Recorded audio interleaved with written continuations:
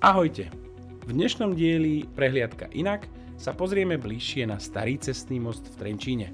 Starý cestný most v Trenčíne odovzdali do prevádzky 8. decembra 1956. Nahradil drevený most z roku 1946. Je dlhý 350 metrov, široký 15 metrov.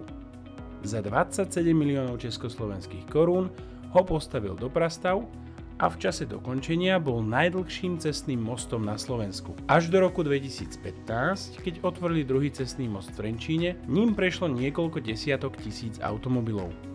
O jeho rekonštrukcii sa hovorí už niekoľko rokov. Už pred 8 rokmi ho z hľadiska technického stavu zaradili do 6. stupňa, čo znamená veľmi zlý stav. Ako povedal minister dopravy ešte v roku 2020, rekonštrukcia mosta je potenciálne uskutočniteľná do konca roku 2023. Nakoľko sa po posledných voľbách zmenil aj minister dopravy, všetci Trenčiania netrpezlivo očakávajú, aký bude ďalší priebeh oprav mosta. Medzičasom bol v roku 2022 sfrézovaný starý povrch cesty v oboch smeroch a bol položený úplne nový asfalt. Ďalej, Slovenská správa ciest dala prednedávnom zrekonštruovať aj chodníky na oboch stranách mostu. Mesto sa ďalej postará o nový povrch chodníkov pred a za mostom.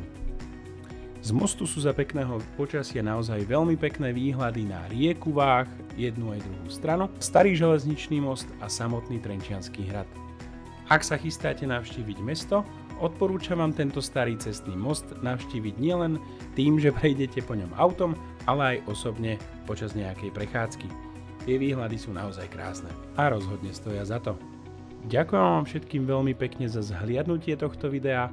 Prípadné postrehy a iné zaujímavosti, ktoré som nespomenul, napíšte dolu do komentára pod toto video a ja sa s vami lúčim. Počujeme sa v ďalšom videu Prehliadka inak. Ahojte.